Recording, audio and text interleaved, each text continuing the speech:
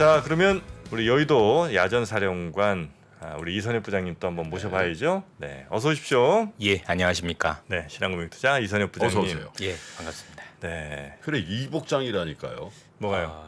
이선엽 반장님은 딱 이복장. 진실의 밤. 잠복근무하러. 진실의 방으로 예. 네. 들어가 봅시다. 진실의 방으로. 예.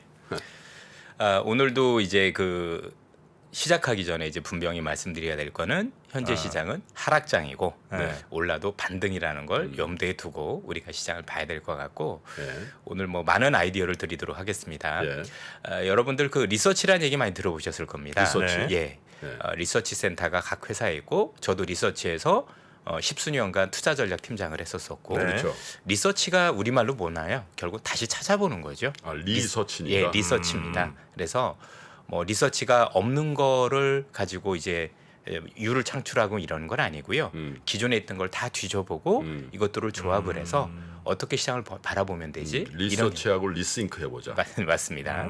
그리고 리서치를 오래 하다 보면 네. 재밌는 현상들이 있는데 진짜 분석을 깊게 갈수록 재밌는 게 뭐냐면 결국 상식으로 귀결이 됩니다. 그래서 분석은 상식을 이길 수 없다라는 얘기도 많이 나오죠. 사실 크게 이렇게 지나다 보면 지나보면 참 너무나 당연한 일인데 그렇죠. 이걸 너무 깊게 얘기하다 보니까 배가 산으로 가는 모습들이 많이 보입니다. 최근에 저도 이제 여기 나오시는 출연자분들을 많이 보지만 최근에 이제 아시다시피 우리 강현현 이사님께서 정말 시장을 잘 보셨지 않습니까? 그렇죠. 그분의 네네네. 강연을 보면 너무 잘하기도 했지만 또 잘 보면 그래 저게 참 상식적인 얘기였는데 우리가 왜 저런 걸 간과했을까 이런 생각들도 많이 한다라는 네. 얘기죠. 그래서 부득이 뭐 너무 깊은 분석 이런 거 굳이 생각하실 필요는 없다라고 생각을 하고 여러분들도 아시다시피 지금 최근에 이제 미국에 있는 글로벌 IB들 뭐 JP 모건이라든가 이런 유수의 증권사들도 한 달에 한 번씩 말을 바꿔주고 있습니다.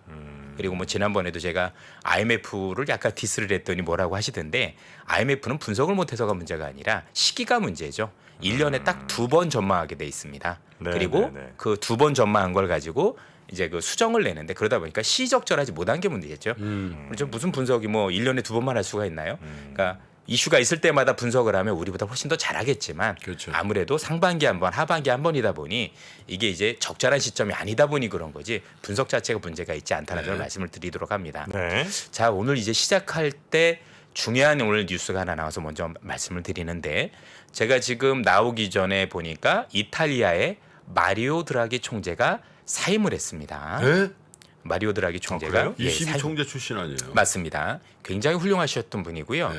오늘 사임을 했는데 사임을 했었던 이유가 결국 이탈리아 내에서 지금 연정으로 꾸려져 있지 않습니까? 예. 그런데 기존에 있었던 제1야당인 오성운동이라는 주세페 전 총리가 이끄는 오성운동하고 대립각이 있으면서 사임을 한 건데 내용이 재미있습니다. 내용이 뭐였냐면 이 대립각의 가장 큰 게 결국 우크라이나 지원에 대한 얘기입니다. 네. 즉 야당은 지원하지 마라. 지원하지 말아야 전쟁이 빨리 끝난다라는 입장이었고 마리오 드라기 총리께서는 지원을 해야 된다는 입장이었었습니다. 자, 유럽 내에서 이렇게 각 국가마다 지금 우크라이나 지원을 염두에 두고 야당에서는 무슨 소리야? 우리부터 살아야지 지금 남의 나라 도와줄 때가 아니다라는 입장들이 민생을 보라는 있고 거죠. 그렇습니다. 민생 먼저 보고 우리 먼저 해야지 지금 우크라이나도 불쌍하고 굉장히 어렵지만 내가 먼저 죽게 생겼는데 지금 무슨 생각을 하고 있는 거야라는 얘기가 나타난 네. 정치적 불협화음이 지금 이탈리아에서 벌어지고 네. 있다고 보시면 되겠습니다. 이게 시간이 갈수록 전 유럽으로 번진다라고 보시면 될 것 같고 이 얘기는 결국 전쟁을 그치라는 쉽게 얘기하면 우리가 알고 있는 우크라이나에 대한 지원을 이제는 그거라. 줄여서 이걸 빨리 끝내서 우리도 살아야 되지 않겠느냐라는 목소리들이 커지고 있다라는 첫 번째 시그널로 보시면 좋겠습니다. 일단 훌륭한 총리가 사임했다라는 점에서는 대단히 아쉬움이 있지만 네. 어쨌든 현재 벌어지고 있는 상황들이 이런 거다라는 걸 우리가 또 주지할 필요가 있지 않을까. 유럽의 변화에 대해서는 지난번에 한번 지적을 예, 해주셨죠. 그렇습니다. 네. 그래서 오늘도 이제 제가 계속 이렇게 나오면서 한 3주간 정도는 변화에 대해서 말씀을 드리고 한 주 정도는 이걸 토대로 해서 전략을 세워보는 방식으로 한번 해드리면 어떨까 싶습니다. 쭉 해서 네. 왜냐하면 지금은 조각조각 모을 수 있는 아이들이 굉장히 많습니다. 이미 시장에 대해서 부정적인 생각들은 많이 알고 계실 거고 네. 거기에 대해서 또 여기서 주지할 필요는 없다라는 생각이 듭니다. 일주일 내내 안 될 거고 계속 빠질 거고 앞으로도 멀었을 거고 얘기를 굳이 들으실 필요는 없을 거라고 생각을 하고요. 그래도 그 안에서 솟아날 구멍은 있는지 또 어떤 점들이 바뀐다라면 우리가 생각의 전환을 해야 되는지에 대한 부분도 지금부터는 준비해 네. 나가야 된다라고 생각을 합니다. 네. 예, 첫 번째 페이지를 한번 보시도록 하겠습니다. 자, 첫 번째 이 차트가 되게 중요한 게 이게 이제 구글링인데요. 구글링에서 미국에서 경기 침체란 단어에 대해서 검색을 한 겁니다. 이게 6월 중순, 정확히는 6월 18일 이후부터 급격하게 증가를 했습니다. 자, 이 말씀을 드리는 이유는 뭐냐면 이 이후에 나오는 경기 지표가 중요한 겁니다. 자, 그 이전에는 연준에 대한 신뢰도 부족했고 전체적으로 그동안 올렸던 금리 인상이 경기를 해칠 거란 우려는 적었었는데 네. 6월 중순 이후에 야, 이 정도면 경기가 침체로 갈 수 있겠구나. 정말 큰일 날 수 있겠구나라 생각을 한 거겠죠.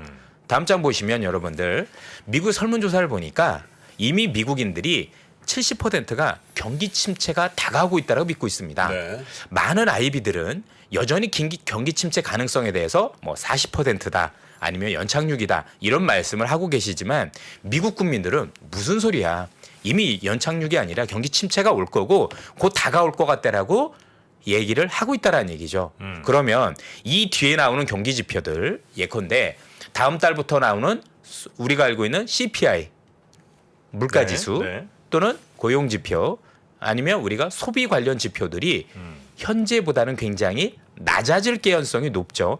사람들 인식이 경기가 침체로 간다라고 하는 상황에서 하는 사에서 경기 지표가 대단히 좋아질 가능성은 매우 낮겠죠. 그리고 이게 결국엔 연준이 원하는 바겠죠. 연준이 이렇게 해야 물가가 낮아질 거라고 믿으니까 물론 경기 침체가 좋은 건 아닙니다. 하지만 어쨌든 지금 시장에서 원하는 거는 경기를 일부 훼손해서라도 물가를 잡고자 하는 거기 때문에 제일 좋은 거는 경기도 해치지 않으면서 물가를 잡는 거겠지만 그 방법은 지금 불가능하지 않습니까? 그러면 차악이죠. 좋은 건 아니지만 어쨌든 경기를 해쳤으면 네. 물가도 내려와야죠.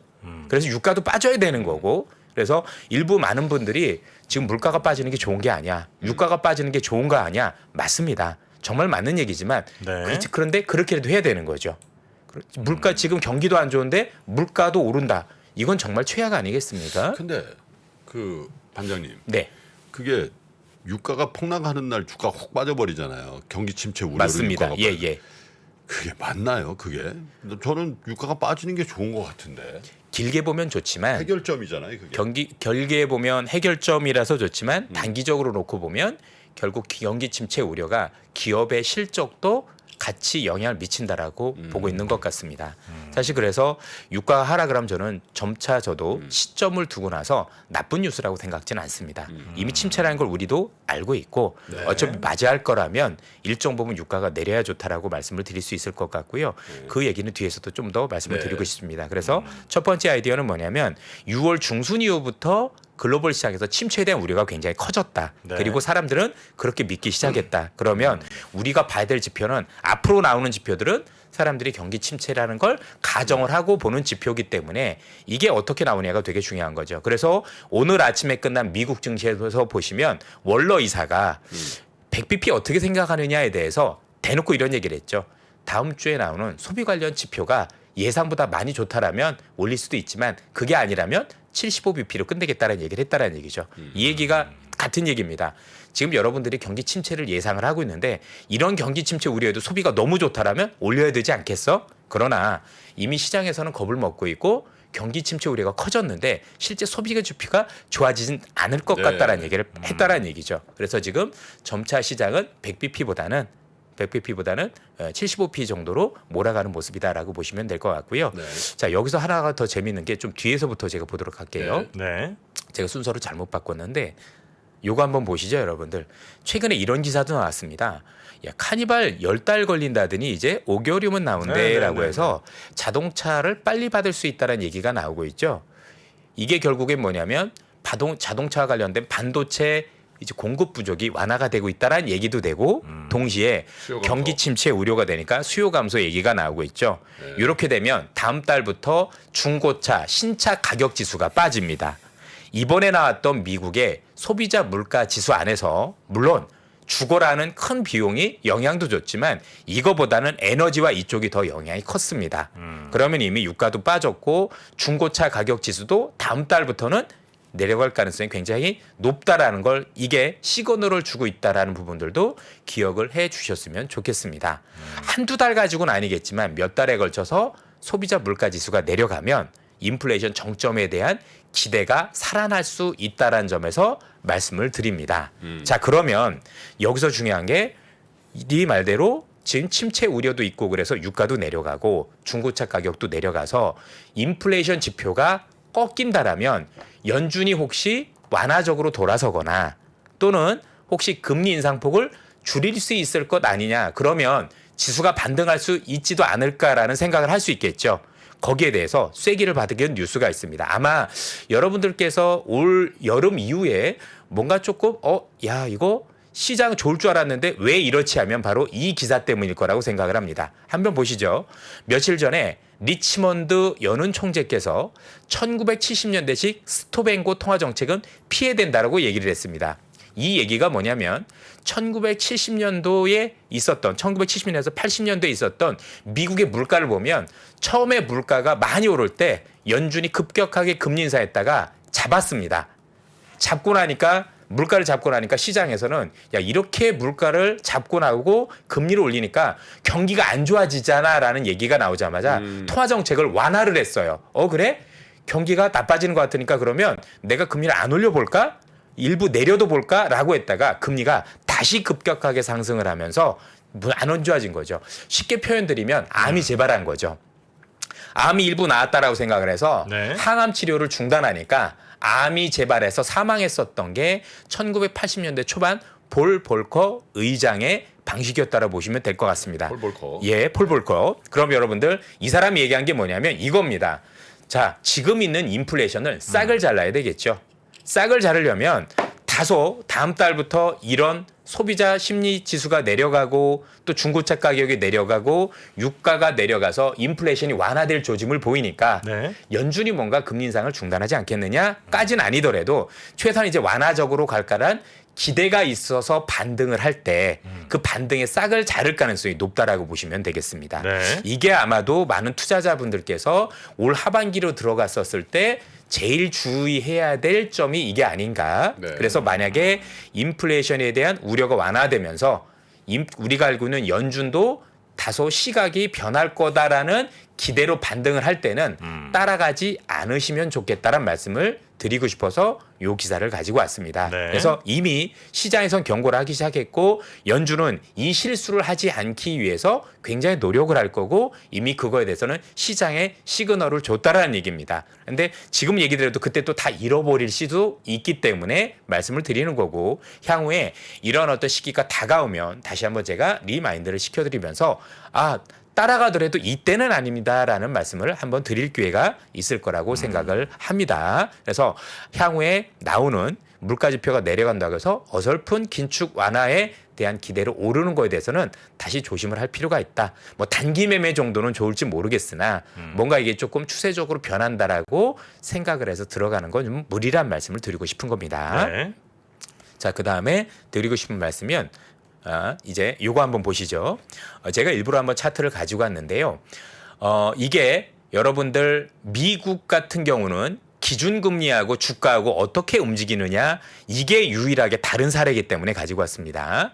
미국에서 경기 침체가 있었던 즉 물가가 오른 상황에서 연준이 금리를 올릴 거 아닙니까? 그러면 도대체 금리가 어떻게 움직였을 때 지수가 바닥이었나라는 걸 고민하실 필요가 있는데 제가 오늘 가져온 요 자료를 제외하고는 모조리 연준이 금리를 인하하면 주가가 더 빠집니다. 금리를 인하한다는 시그널을 지금부터 경기가 더 안 좋아진다는 시그널이네라고 얘기를 하고 연준이 금리 인하를 중단하는 시점이 지수가 바닥이었었습니다. 그런데 1970년대 지금 말씀드렸던 폴 볼커가 굉장히 물가 잡게 급격하게 올렸던 현재 상황과 유사한 이 상황만이 유일하게 다릅니다. 한번 보실까요, 여러분들? 연준이 금리를 급격하게 올리기 시작을 할 때 지수가 빠졌죠. 그런데 금리 인상을 어때요? 중단하니까 지수가 바닥인 거 보이십니까? 그렇죠? 네. 이때도 비슷하지만 약간의 시차는 있지만 여러분들 보시면 생각보다 여기도 그렇고 마찬가지로 이거 여러분들 1년이나 오른 겁니다. 이거 1년 오르면 작게 오른 거 아니거든요. 그래서 1970년대에 있었던 급격한 금리 인상 시기는 유일하게 금리 인상을 중단할 때가 지수를 바닥을 찍었을 가능성이 높다라는 겁니다. 그래서 아마 지금 많은 분들이 이전 사례 들고 와서 또 리서치를 하겠죠. 리서치를 해서 이전에 보니까 금리 인하가 시작되면 그때부터 2차 하락이다라고 말씀하시는 분들이 많이 나올 겁니다. 아니다라는 얘기입니다. 이미 금리 인상을 통해서 지수가 하락을 했기 때문에 네. 이번 사례는 이 사례하고 비슷하다라고 보여지고 오히려 미국이 급격한 금리 인상을 중단한다는 시그널 부근에서 지수의 바닥이 형성될 가능성이 높다라고 판단을 하시라는 점에서 네. 이 차트를 가지고 왔다라고 보시면 되겠습니다. 그러니까 그 전에 다른 사례와 달리 70년대 사례와 이번이 비슷한 유일한 사례, 비슷한 사례입니다. 이전 70년대 사례 빼놓고 나머지는 네. 현재하고 다 다른 사례입니다. 왜냐하면 70년대 빼놓고 나머지 금리 인상에서 지수가 빠진 사례는 네. 여러분들도 이미 많은 분석을 보셨겠지만 금리 인상 때 지수가 다 올랐었습니다. 네, 대부분. 네, 네, 네, 네. 그래서 이전의 대부분의 사례는 어땠었냐면 금리 인상계는 대부분 지수가 7% 정도 추가로 오르고 네. 우리가 알고 있는 장단기 금리가 역전된 다음에도 오히려 지수도 올랐었죠. 아, 그래서 네네. 작년에도 그 얘기했다가 다 많이 망한 했거든. 거예요. 다 망한 예, 거거든. 예. 아 금리 올린다고 주가 안 빠집니다라고 얘기해가지고 맞습니다. 아 그러고 보니까 그 생각나네. 그러니까 지금 리서치가 다 잘못됐다는 얘기죠. 이전에 있던 사례를 사례가 이러니까 가져오면 안 되는 거고 그러니까 10차례 사례가 의미가 없어요. 10차례 사례가 의미 없고 지금하고 가장 유사한 사례가 어떤 건가 사실 유일한 사례가 이거 하나밖에 없거든요. 그러면 그 이전에 대부분의 사례는 앞서 말씀드린 대로 금리 인상기 때 주가는 오히려 올랐고 그다음에 금리 인하를 하면 그때부터 주가가 빠졌어요. 그러니까. 그리고 금리 인하가 그쳤을 때 더 이상 금리 인하를 안 해도 돼. 경기가 너무 안 좋아서 이제는 금리 인하를 안 해도 될 정도로 될 때가 바닥이었는데 유일하게 지금 보시는 이 사례만이 금리 인상기 때 오히려 주가가 빠졌고 오히려 금리 인상을 중단했더니 주가가 그 기점을 중심으로 바닥을 형성을 하더라. 그래서 이제 정프로가 이럴 때 이런 질문을 한다는 거야. 그럼 뭐하러 그런 걸 보냐? 아니 뭐 뭐하러 그런 걸 보냐 이제 석 달 전 정프로고 이제 지금의 정프로는 이런 걸 한번 저도 많이 여쭤보겠습니다. 바뀌신 것 같아요. 만약에 그때 당시에 금리 인상했을 때 일반적으로는 다른 경우에는 금리 인상할 때 주가가 이제 올라가는 이유는 금리 인상이라는 건 그만큼 경기가 좋으니까 맞습니다. 이제 금리를 맞습니다. 인상해서 이제 그래도 주가가 이제 올랐다는 거잖아요. 맞습니다. 그러면 이제 그 70년대 금리 인상했을 때 주가가 떨어진 이유랑 지금 금리 인상했을 때 떨어진 이유랑 이제 비슷해야 어쨌든 다음 스텝이 그럼요. 비슷할 거라고 그때도 생각해야 그냥 되죠. 중동 전쟁이 네. 있었었고요. 그러면서 가장 큰 게 유가 상승이었었습니다. 그때도 네, 맞습니다. 예. 지금하고 크게 다르지 않은 같지는 않지만 네. 오히려 지금은 이거 말고도 팬데믹이라는 또 다른 이유도 있죠. 오히려 유사한 사례를 살아보면 이런 케이스들이 많다라고 보시면 되겠습니다. 아 그렇습니까? 사실 우리나라도 이제 최근에 금리를 올렸지만 한국이라는 나라가 생기고 나서 빅스텝이라는 걸 처음 밟아봤잖아요. 네네네. 그리고 미국이라는 것도 지금 자이언트 스텝을 만약 이번에 밟으면 2번 밟는 거 이것도 처음 있는 일이거든요. 그 정도로 연속 지금 두 번. 연속 2번 굉장히 이거는 이례적인 일이라고 보시면 되고 이런 이례적인 일은 사실 이 사례 빼놓고는 없다라고 보시면 될 것 같아요. 그러면 가장 비슷한 사례를 가지고 우리가 그래도 뭔가 참고를 하는 게 맞지 않을까. 그러니까 지금 뭐 예전에 경기 침체가 열 몇 차례 있었는데 이렇다라는 게 의미가 없는 거죠. 네. 다 다른 사례일 텐데 경기 좋았던 사례하고 지금하고 굳이 들이댈 필요가 있느냐는 얘기입니다. 지금은 그 사례가 아니라는 점에서 대부분 열 몇 차례 사례는 제가 볼 때는 큰 의미가 없다. 그렇게 빠지는 지수에 대해서도 제가 볼 때는 참고할 만한 사례는 아니었지 네. 않았을까라는 생각을 가지고 있습니다. 네. 예. 자, 그다음에 보시죠. 이제 전쟁과 관련해서 역시 얘기가 나오고 있는데 프리드먼 칼럼에서 전쟁이 세 국면인데 지금이 가장 기싸움이 치열할 때다. 그래서 서로 유리한 고지를 차지하기 위해서 지금 현재 굉장히 치열하게 자기가 가지고 있는 패를 가지고 위해서 노력을 하고 있고 여기 보시면 결국 나토 회원국들은 우크라이나, 러시아 협상하도록 압력을 가할 거라고 전망했다고 7월 13일 날 기사들이 나오기 시작을 했어요. 이젠 여러분들 공공연히 이젠 뇌피셜도 아니고 미국에서도 그렇고 여러 국가들에서 앞서도 보셨지만 마리오 드라기 총리가 총리가 이제 사임을 할 정도로 유럽 내에서도 무슨 소리야 전쟁 좀 끝내라는 압력이 굉장히 커지고 있다라는 게 이제는 계속해서 수면으로 올라오고 있다고 보시면 될 것 같습니다. 네. 조금 안타까운 말씀을 드리면 우크라이나가 지금 열심히 지금 분전을 하고 잘 싸우고 있지만 6.25 때도 그랬지만 우리나라 한국도 6.25 전쟁 때 우리 의지와는 상관없이 휴전이 됐어요. 여러분들 1953년 7월 27일에 있었던 휴전협정에서 네. 우리나라는 휴전협정의 당사자가 아니었었습니다. 아시죠? 거기에 휴전협정에 사인 하나 들어갔을 때 중국, 북한, 네, 네, 그다음에 네. 미국은 유엔이 들어갔지만 한국은 다 문 밖에서 사인조차도 지켜보지도 못했던 게 한국의 현실이었었어요. 지금 우크라이나도 마찬가지 상황입니다. 이 전쟁을 끝나는 건 우크라이나 의지와 상관이 없습니다. 서방 국가가 무기 지원을 중단하면 끝입니다. 결국엔 우크라이나의 전쟁은 서방이 어떻게 하느냐에 따라서 달려있는 거지 네. 우크라이나 국민의 의지에 따라서 달려있지 않다는 점을 상기해 주셨으면 좋겠다는 말씀을 드립니다. 안타까운 현실인 거죠. 네. 약소국의 현실이기도 그때 하고요. 자료 보면은 저 휴전협정 판문점에서 맞습니다. 판문점 개성 네, 어디서 네, 했잖아요. 네. 거기 보면 제 기억이 맞다면 그 북한군 인민군 복장 입은 그 남일이라고 맞습니다. 이름이 남일이에요? 그랬던 것 같은데 어. 남일이라고 딱 들어오는데 우리는 아무도 없는 거야. 없었죠. 예. 저랑 성함이 같은 백선엽 장군이 밖에서 지켜보고 계셨었던 그런 게 있었을 거고요. 그래요? 그리고 재미있는 게 그 휴전협정을 우리나라에서 통신으로 제일 먼저 휴전협정이 됐습니다. 알린 분이 송해 선생님이세요. 아, 얼마 전에 작고 하셨었던 그래요? 예. 네, 네. 송해 선생님이 6.25 때 그 통신병으로 있으면서 최초로 알리셨던 분이 송해 선생님이십니다. 저 월남인이잖아요. 그죠? 예예. 황해도 해주 분이라고 알고 계시고 네. 재미있는 역사를 또 많이 알게 되더라고요. 자 그런데 여러분들 러시아가 압박 카드를 크게 쓰기 시작을 했죠. 노드스트림 1을 가스를 중단하기 시작했죠. 이 얘기는 뭐냐면 본인들도 끝내고 싶은 거예요. 굳이 겨울까지 안 가고 지금 러시아에서 돌아가고 있는 상황 보면 러시아에서도 지금 모병이 잘 안 되고 있습니다. 기존에 있던 기관병들을 투입시키기는 어려워서 지금 용병 중심으로 투입을 시키고 있고 일부 뉴스에서는 지금 노숙자들 또는 교도소에서도 지금 군인들을 그렇다더라고요. 모집하고 있을 정도로 소련? 예, 아니요, 저 러시아. 예. 러시아도 우리가 생각하는 것보다 상황이 그렇게 녹록치 않다라고 보셔야 될 것 같고요. 이렇게 한번 생각을 해보시죠. 전쟁이 올 겨울까지만 가면 러시아가 유리한 건 맞는데 내년 이후로 넘어가면 러시아한테 굳이 유리하다고 판단할 수가 없습니다. 왜냐하면 내년 정도 되면 이 전쟁을 끌고 갔었을 때 경기 침체가 생각보다 심각할 거거든요.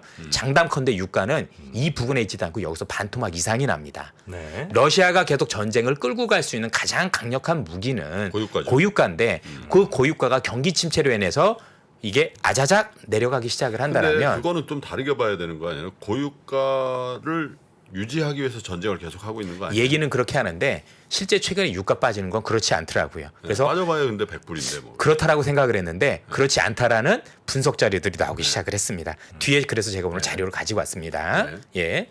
자, 그리고 여러분들 이것도 재밌는 기사입니다. 지금 여러분들 미국에서 드디어 얘기 나온 게 러시아 대주고 우크라이나 대주고 싶은데 우리 무기 없어라고 지금 손들기 시작을 했습니다. 구체적인 얘기들이 나오기 시작한 게 뭐냐면 여러분 스팅어 미사일이라고 알고 계시나요? 스팅어. 예. 이게 지대공 미사일이죠. 여기서 날아가는 전투기라든가 헬기를 맞추기 위한 스팅어 미사일인데 미국 국방부가 마지막으로 스팅어 미사일을 주문한 게 레이시온이라는 데한테 주문한 게 5년 전입니다. 그러니까 지금 주고 있는 무기가 5년 전에 만든 걸 주고 있는 거예요. 그래서 미국 내 재고가 제로입니다. 그냥 간단하게 얘기해서 야 지금 우크라이나가 문제가 아니라 내 것도 없어라는 얘기들이 나오기 시작을 했고요. 그럼 지금 만들면 되잖아 했더니 미국에서 그쪽 그 업체에서 나온 게 부품이 없어. 또 하나는 지금 최근에 무기라는 게 인공위성하고 좀 연결도 돼야 되고 되게 디지털화해야 되는데 설계도 다시 해야 된다는 얘기들이 많이 나오고 있어요. 그래서 단기간에 뭔가 내가 다시 뚝딱뚝딱 만들어서 줄 가능성 없어라는 얘기들을 공식적으로 하기 시작했습니다. 아마 여러분들 지금 여기 나오시는 거 사진에 보이는 이게 이제 하이마스라는 무기인데 하이마스가 이게 어떤 무기냐면 다련장 로켓포라는 거죠. 네. 다련장 로켓. 여기서 이제 미사일이 이제 6기가 이렇게 나가서 네. 우리가 알고 있는 그 사거리가 한 70km 이상 되는 무기인데요. 요 무기가 여러분들 영화에서 보신 적 있어요. 강철비라는 영화 보셨나요? 아, 그렇죠. 예. 곽돈이라는 분이 나오셨었고 네. 거기서 네. 개성공단에서 북한에 있는 최고 총수가 이거 뭐 비처럼 쏟아지는 그걸 만데 이게 그 무기거든요. 그 네. 무기를 절반으로 자른 거예요. 똑같은 무기인데 절반으로. 이게 M270이라는 원래 MLRS라 그래요. 다련장 로켓포인데 그게 이제 운반하기가 어려우니까 절반으로 자른 무기인데 요거 지금 4대 가지고 지금 뭐 되게 굉장히 게임 체인저다 그러는데 우리나라는 이거 지금 200개 가지고 있습니다. 포는 또 우리 김 예. 교수님 전문 아니세요? 아이고, 그렇죠. 아이고. 저는 81mm 그 박격포. 네. 박격포. 포에 대해서는 양보가 없습니다. 우리 김 박격포 가지고는 안 되죠. 요런 포 정도는 돼야.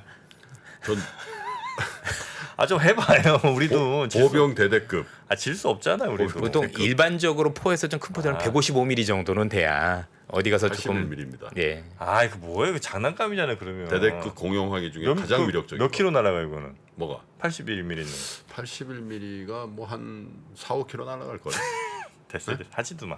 나 우리 김프로님 최고인 줄 알았더니 군사 전문가는 여기 계셨네. 어쨌든 여러분들 지금 너 그런 식으로 나. 미국에서 지금 공식적으로 나온 게 야 그런 식으로 가나 이제. 이설 본부장님 전문이시네. 예. 공식적으로 한 게 뭐냐면 예. 아니 무기를 주고 싶어도 줄 무기가 없다라는 건 되게 큰 문제거든요. 그럼요. 이게 어떤 의미가 있는지 그래서 우크라이나가 과연 전쟁을 자기 의지는 있으나 죽창 들고 싸울 수는 없는 거잖아요. 네. 그러면 과연 이게 장기전으로 갈 수 있겠느냐에 대한 고민을 이런 데서도 하고 있는 이게 미국이 흘리는 다 이유가 있는 거예요. 그죠? 지금 우크라이나는 다련장 요구 300대 요구를 하는데 야 우리 무기 없어라고 지금 발빼기 시작했거든요. 더 중요한 게 있어요. 제가 지난번에도 한번 말씀드렸는데 이게 공식적으로 발표된 뉴스예요. 우크라이나 준 무기가 상당 부분 사라졌다라고 미국에서 발표하기 시작했어요. 원래 우크라이나가 무기 밀매로 되게 유명한 국가예요. 이전에도 무기를 줬더니 다 빼돌려가지고 어디로 많이 세고 그랬던 그래, 그 영화에 국가입니다. 보면 많이 나오잖아. 맞습니다. 무슨 장군. 예. 그래갖고 그래서 여러분들 얼마 전에도 있었던 영화 이런 거 보면 그죠? 뭐 미국이 갑자기 핵탄두가 막 이렇게 하는 건데 그거 어디서 났어? 뭐 우크라이나에서 빼왔어. 이게 그냥 나온 얘기들이 아니거든요. 여러분들이 생각하는 거하고 많이 다릅니다. 그래서 실제로도 여러분들 공식 이거 어제 기사거든요. 그래서 이거 줬더니 무기 다 어디 갔어라는 얘기들이 공식적으로 나오기 시작을 했어요. 그래서 지금 우리가 계속 주는 게 맞나? 이런 의구심들을 내비치는 기사들도 있다라는 얘기입니다. 그래서 네. 자꾸 여러분들 시장에서 나오고 있는 어떤 것들을 보시면 러시아도 자꾸 압박 수위를 높이면서 빨리 끝냈으면 한 의지를 보여주고 있고 서방 국가들도 점차 정치적으로 궁지에 몰리면서 야 이게 지금 길게 끌고 가는 거 맞느냐라고 하면서 이제는 총리가 사임하는 일까지 벌어지기 시작을 했고 미국은 대놓고 우리 줄무기 이제 없는데라고 발을 빼기 시작을 했다라는 겁니다. 자, 인명 때문에 지금 우크라이나가 저렇고 있는데 야, 우리 무기 무조건 못 줘. 이럴 수는 없는 거지 않습니까? 네, 네, 그렇죠? 네, 네. 근데 좋은 핑계죠. 야, 만들고 싶어도 우리가 무기가 없는데 어떡하니? 라는 얘기는 여러분들이 한번 곱씹어볼 필요가 있다. 이게 시간이 지나서 어떻게 될지 한번 봐야 러시아의 되겠죠. 휴전 협정과 뭐 이런 것들 있죠. 휴전 이런 거 있잖아요. 시도 이런 네. 것들은 제가 생각할 때는 마크롱이 중재를 할 가능성이 높아요. 저도 그렇다라고 생각을 하고 있습니다. 예. 지금 유럽에서는 유일하게 그리고 본인이 그걸 하고 싶어 하죠. 예, 예. 슐츠 이런 거는 이제 뭐 독일 이해당사자가 너무 그쵸. 네, 맞습니다. 주둔하고 있는 데고 그러니까. 네네. 여러분들 지금 독일도 얼마나 심각하냐면 오늘 아침 또 한번 외신들 보시기 바랍니다. 장작? 예, 독일에서 지금 제일 많이 얘기했죠. 팔리는 거 장작이다라는 얘기가 나오기 시작했어요. 이제는 가스가 아니라 땔감 떼고 있습니다. 석탄도 부족해가지고 우리가 생각하는 것보다 훨씬 더 제가 심각하다고 지난번부터 말씀드렸는데 거기 안 겪어본 사람은 모릅니다. 예, 제가 독일에서 있어봤잖아요. 긴 기간은 아니지만 네. 언제요? 거기 추위에 학창 시절에도 조금 있어봤거든요. 그 추위 한번 견뎌보시기 바랍니다. 죽어요, 죽어.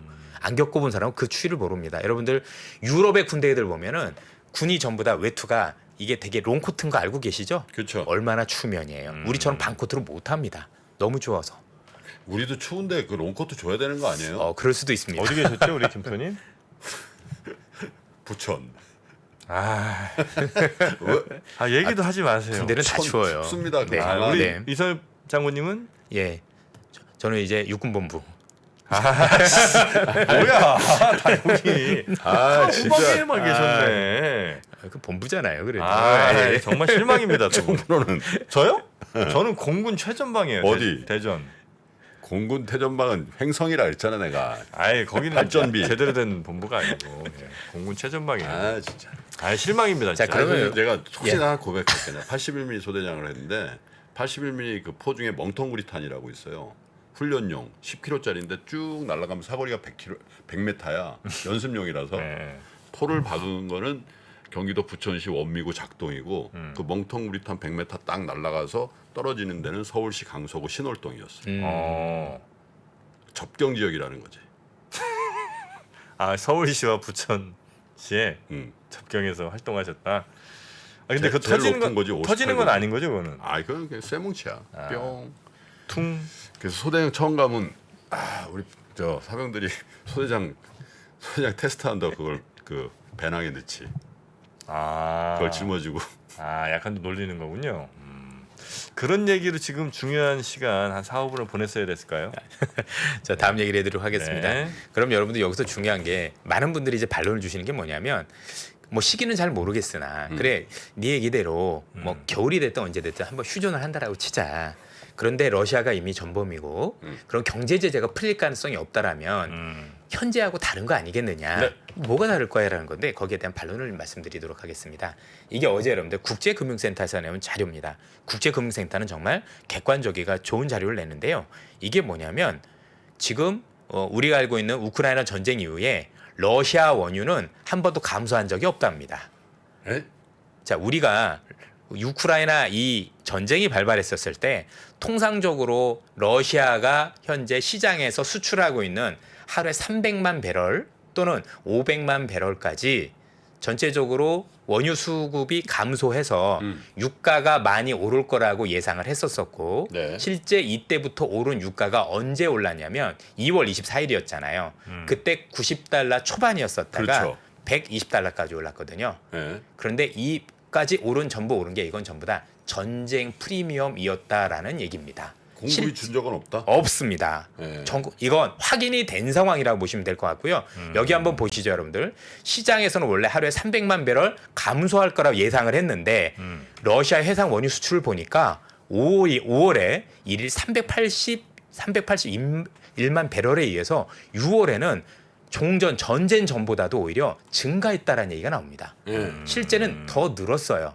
그래서 이 얘기를 다 읽어보시면 뭐냐면 러시아에 있던 원유가 중국이나 인도나 이런 데로 가고 또 여기 있던 데 딱 해서 서로 돌려막기지 실제 글로벌 시장에서 원유가 부족했던 적은 없다라는 기사의 핵심입니다. 그래서 지금 오른 거는 전쟁 프리미엄이라는 거죠. 그러니까 전쟁 프리미엄이라는 건 다른 얘기라고 투기적 매수세에 맞습니다. 네? 예. 가격의 상승이라는 그렇습니다. 거잖아요. 예. 실제 부족한 적은 없는데 원유 전문가들 다 보면 뭐 원유 정제 시설이 그렇고 어쩌고 저쩌고 얘기들 많이 하거든요. 15년 전부터 원유 정제 시설이 없어. 그럼 15년부터 올랐어요. 그러니까. 말도 안 되는 얘기잖아요. 그죠? 오르고 나면 말을 붙이는 거 아닙니까? 네. 그렇죠? 그럼 지지난해 이 원유 가격 마이너스 간 거 어떻게 설명하려고 그래요? 그러니까 리서치 해야 됩니다. 그러니까 리서치를 해야 돼요.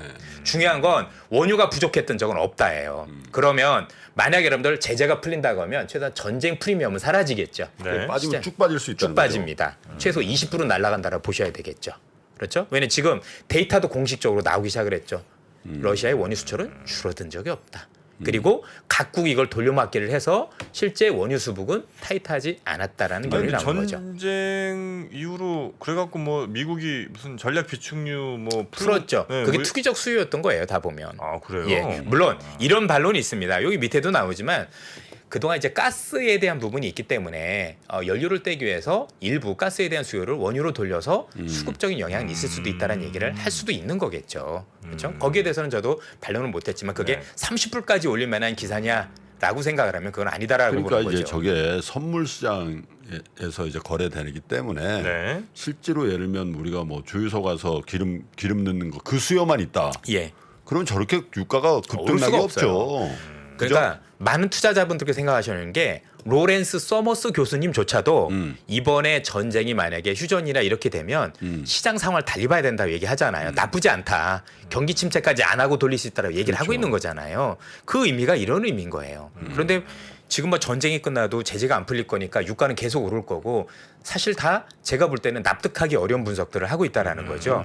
최소한 우리는 있는 팩트는 그대로 봤으면 좋겠습니다. 네. 그래서 그것 때문에 뭐 일정 부분 덜 노리려면 그건 모르겠지만 최소한 전쟁 프리미엄만큼만 빠진다고 하더라도 지금 90불까지 빠진 건 경기 침체 우려예요. 경기 침체 우려까지 내렸지만 전쟁 프리미엄에 대해서도 고민을 해야 됩니다. 그리고 여러분들 여기서 나온 분석 자료도 잘 읽어보시면 이미 미국에서 리그스가 중과하기 시작을 했고 원유 개발을 시작을 했어요. 리그스라는 게 예. 이제 채굴 기계 맞습니다. 그 장비를 메뚜기처럼 얘기하는 생긴 거예요. 방학개비. 예. 방학개비. 거기다가 이제 이번 주말에 모르겠어요. 이제 바이든 대통령이 사우디를 갔는데 정말 좋은 결과를 가져올 것인가 여부는 물론 확인을 해봐야 됩니다. 그런데 그게 만약에 유의미한 결과가 나오면 의외의 유가 상황이 벌어질 수도 있다라고 봐요. 이거는 이제 지금 신문에서 나오는 대부분의 외신들도 좀 부정적으로 얘기를 하죠. 바이든이 빈손으로 갔을 거다라고 얘기를 하는데 빈손으로 갔다라고 얘기하기엔 바이든이 너무 큰 걸 가지고 갔어요. 첫 번째는 여러분들 바이든이라는 사람이 사우디하고 이란 사이에서 계속 줄타기를 하고 있었어요. 이란 핵 협상이 있었었고 사우디 관련해서 있었는데 여러분들 이란 핵 협상은 거의 바이든하고 성사 단계까지 갔었어요. 그렇죠. 그렇죠? 그럼 이란만 도와줘도 괜찮은데 이 카드를 버렸다라는 건 정말 큰 카드를 버린 거거든요. 우리로 얘기하면 대마를 버린 거예요. 그 대마를 버리면서 사우디를 끌어안은 거예요. 공통조약이라면 이스라엘하고 사우디하고 연합해서 이제 반이란 진영을 구축하겠다라는 바이든의 의지를 보여준 거거든요. 이게 작은 의지가 아닌데 이걸 너무 폄하할 필요는 없지 않을까. 그래서 뭐 섣부른 기대도 할 필요는 없지만 네. 그래도 바이든이 모든 걸 다 버렸다면 옛날에 그 한신 장군이 뭐 가랭이를 기었다라는 얘기가 나오는 그게 현실화될 수도 있는 지금 유럽에서 오늘 신문에 나온 거는 야 명분 같은 거 다 필요 없어. 그래서 여러분들 오늘 아침에도 독일도 이제 드디어 원전수자로 돌아섰잖아요. 공식적으로 돌아섰어요. 그렇죠. 오늘. 지금 뭐 다 버리고 있거든. 땔감까지 쓰고 있는 마당인데 지금 네. 우리가 명분 찾게 생겼어 이러고 있는데 지금 제가 볼 때는 미국이라고 다르지 않을 거라고 생각을 해요. 이 지금 명분을 버리고 실리를 찾기 위한 이 노력이 가져오는 결과에 대해서도 우리가 부정적인 시각도 있겠지만 여기에 대해서 네. 우리는 고민해봐야 된다 말씀을 드리고 싶은 겁니다. 네. 예. 자. 다음 것들은 또 다음에 물들어야죠. 요거 한번 보시죠. 버핏 물타기 한 거. 버핏이 그렇게 다 죽을 거라고 생각하는데 계속해서 물을 타고 있겠습니까? 또 샀죠. 예, 유일하게 물 타고 옵시den탈. 가 계신 분이 이분이십니다. 네. 저는 못 믿어도 이분은 믿으셔야 되는 거 아닌가요? 네. 그렇죠?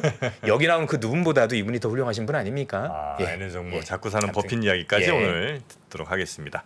자 오늘 저희와 함께해 주신 신한금융투자 이선엽 부장님 고생 많으셨고요. 다음 시간에 또 뵙겠습니다. 예, 고맙습니다. 또 다른 아이디어 들고 오겠습니다. 네. 고맙습니다. 감사합니다.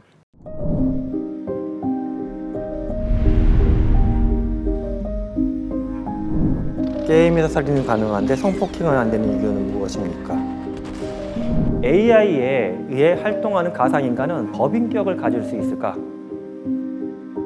내 아바타에 AI를 입힌다면 나 대신 무엇을 시키고 싶으신가요?